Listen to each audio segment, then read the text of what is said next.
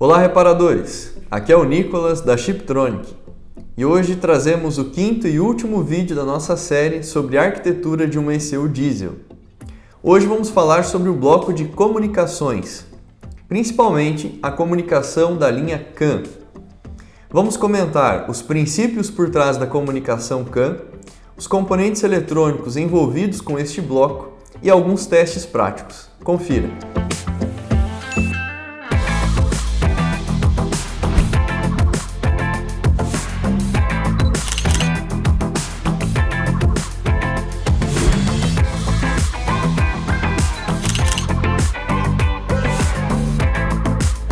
Para revisarmos o que vimos nesta série até o momento, uma ECU diesel é composta por 5 blocos principais de funcionamento.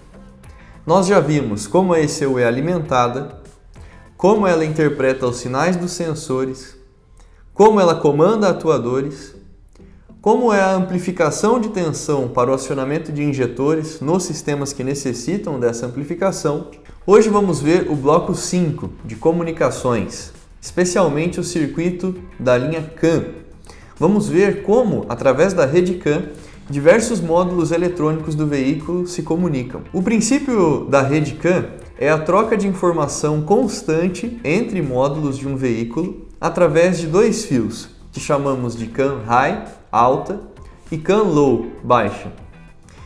O fato de termos uma CAN alta e uma CAN baixa não significa que as informações são diferentes.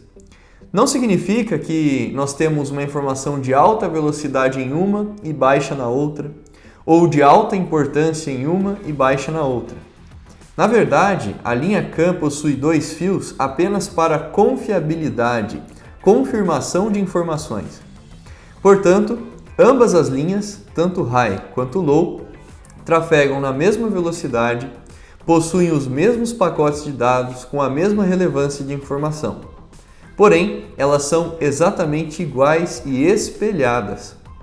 Dessa maneira, cada módulo do veículo que recebe os 2 pacotes de CAN, high e low, pode usar uma para confirmar a outra e assim garantir a confiabilidade da informação que está sendo transmitida. Também, os 2 fios da CAN costumam ser trançados.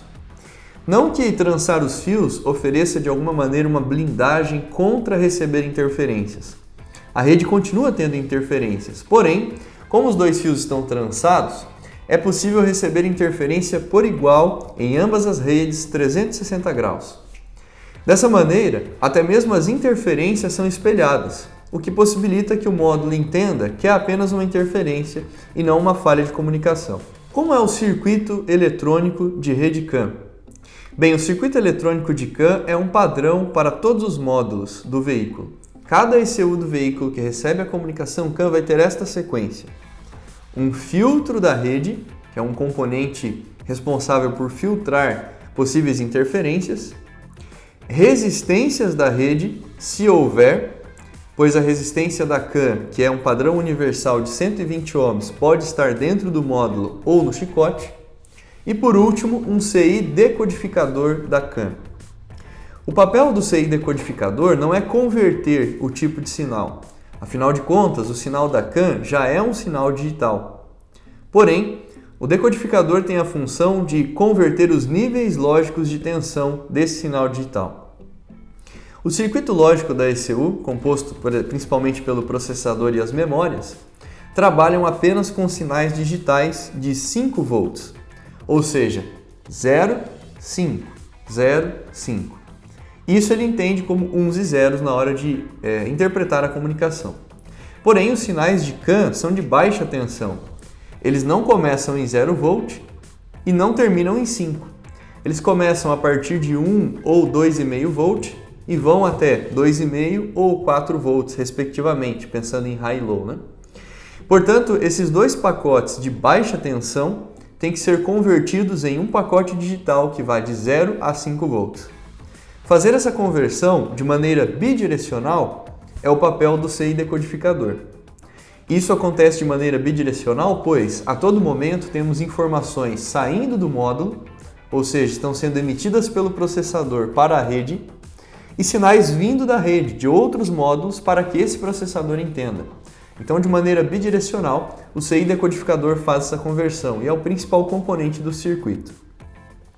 No componente filtro, que é o primeiro componente do circuito, nós podemos fazer diversos testes, como verificar a resistência da rede, caso ela esteja dentro da ECU, e também verificar a integridade dos pacotes de comunicação que o processador está gerando. Podemos verificar, por exemplo, no filtro, se o decodificador está convertendo adequadamente os níveis de tensão. A seguir, vamos ver esses dois testes práticos, então, tanto de resistência quanto de análise dos pacotes. Vamos ver então dois testes que podem ser feitos no circuito de comunicação CAN. O primeiro teste é a verificação do valor de resistência da rede. Esse teste deve ser feito nos casos onde esse valor de resistência vem de dentro da própria ECU, pois em alguns sistemas essa resistência pode estar externa, pode estar no chicote do veículo, na cabine, na caixa de fusíveis ou em algum outro ponto. Nestes sistemas EDC7, por exemplo, em algumas aplicações temos a resistência dentro do circuito e em outras aplicações no chicote. Por exemplo, nesta aplicação de um caminhão Iveco, nós temos as resistências dentro do próprio circuito. Esta mesma ECU, com algumas pequenas mudanças de hardware aplicada em um Cummins, um Ford Cargo, por exemplo, terá essa resistência externa no chicote do veículo. Como neste sistema a resistência é interna, podemos verificar nos dois terminais do filtro da rede, que é este componente aqui, com dois terminais para high e low, podemos verificar entre as duas redes o valor de resistência. Então podemos colocar aqui na escala de ohms, 200 ohms, e encontrar o valor padrão de resistência da rede entre os dois terminais, que é o valor de 120 ohms. Neste momento, 122, 121 ohms. Nesse primeiro teste, sabemos que é possível que esta ECU feche o circuito da rede CAN e é possível então que haja comunicação e pacotes trafegando pela rede. Este é um primeiro teste que podemos fazer apenas utilizando o multímetro e o módulo. Vamos agora para um segundo teste. O segundo teste que podemos realizar na rede de comunicação CAN, que inclusive é o teste mais preciso, é utilizando o osciloscópio para verificarmos a existência e a integridade dos pacotes de comunicação. Esse teste pode ser feito diretamente no componente filtro da rede, que nesta ECU está bem abaixo do conector. Vamos regular o nosso osciloscópio para enxergar melhor esse sinal, que é de baixa tensão e alta velocidade. Podemos então abaixar os dois eixos 0, diminuir também as medidas de tensão para 1 volt por divisão e o tempo na casa dos microsegundos, que tornará possível a visualização dos pacotes de dados da rede. Eu deixei com 1 volt por divisão e 50 microsegundos. Vamos ver como ficam os pacotes.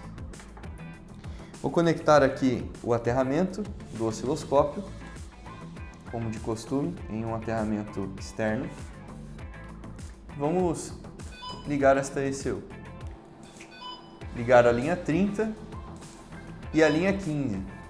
Não é necessário darmos a partida para ativarmos a linha de comunicação CAN. Então, neste momento, já podemos verificar se existem os pacotes de dados.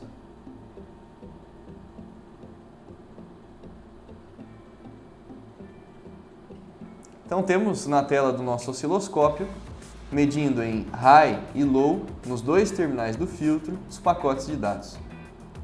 Podemos verificar que o sinal amarelo é a linha de comunicação high, pois possui um nível lógico mais alto, e a vermelha, a linha de comunicação low, pois possui um nível lógico mais baixo. A low está atingindo cerca de 2,5 volts e a high quase 4 volts, 3,8 volts em média. Podemos verificar que existem os dois pacotes de dados e que eles estão em conformidade e sem excesso de ruídos ou interferências. Vamos tentar capturar esse sinal para uma melhor análise. Podemos verificar aqui na tela um pacote completo de comunicação CAN, também chamado de frame. Então esse aqui é um pacote de dados. Os dois intervalos sem informações indicam o end frame, ou seja, o final do pacote. Neste pacote de dados, temos ambas as comunicações e se diminuirmos o tempo, podemos ver que estão perfeitamente espelhadas em conformidade e comparação, confiabilidade da informação. Não existem interferências elevadas, né? Portanto, o nosso componente filtro está funcionando adequadamente. Temos os dois pacotes, o que indica que o processador dessa ECU está gerando informação e também o CID codificador está trabalhando corretamente. Como nós estamos apenas simulando esta ECU, apenas a ECU do motor, todos os pacotes de dados que vamos enxergar e visualizar nesse teste são os pacotes gerados pelo próprio módulo do motor, pelo processador desta ECU. Portanto, se no filtro, neste teste, se nós já temos os pacotes, já sabemos que tanto o filtro, o decodificador e as resistências da rede, todos os componentes estão íntegros e funcionando adequadamente. Caso o decodificador tivesse uma falha, nós não conseguiríamos enxergar na saída aqui da ECU para a rede os pacotes de dados. Então esse é um teste bem abrangente e confiável, onde podemos concluir que todo o circuito em bancada está íntegro. Lembrando, podemos concluir isso com esse teste quando estamos testando apenas um módulo. No veículo, com outros módulos conectados na rede, poderíamos estar enxergando pacotes de outras ECUs, ainda havendo a possibilidade de um problema nesta. Porém, como aqui estamos simulando apenas uma ECU do motor, concluímos que o circuito de CAN está íntegro. Concluímos o quinto e último bloco de funcionamento de uma ECU diesel. Neste vídeo, aprendemos os princípios usados na linha de comunicação CAN e os principais componentes eletrônicos que temos neste circuito. Vimos também como é possível em bancada testar duas coisas importantes, a resistência da rede e também a integridade dos pacotes com o osciloscópio. Estamos muito felizes por concluir a série como um todo, de vídeos sobre a arquitetura de uma ECU diesel. Vimos como a ECU é alimentada, como ela processa sinais, como ela comanda os atuadores e como ela se comunica com outros módulos. Tome tempo para revisar e rever os vídeos anteriores. Se você ainda não viu todos, vamos deixar inclusive os links aqui na descrição da série completa. Tome nota também desses vídeos, pois é quase um pequeno curso sobre a arquitetura de uma ECU diesel. Então faça anotações dos pontos principais de cada bloco, que isso pode preparar você para um curso presencial ou até mesmo para começar os seus diagnósticos em bancada com possíveis problemas básicos nas ECUs. Esperamos sinceramente que você tenha tirado proveito desse conteúdo e que isso desperte em você, reparador automotivo diesel, o desejo de se especializar em eletrônica embarcada, que você passe a enxergar com outros olhos a necessidade de se especializar para realizar diagnósticos assertivos e com o menor tempo possível. Esperamos encontrar você em uma de nossas turmas presenciais nos cursos de reparo de módulos diesel. Continue também acompanhando a nossa playlist, pois todas as semanas temos vídeos técnicos, videoaulas técnicas como essa.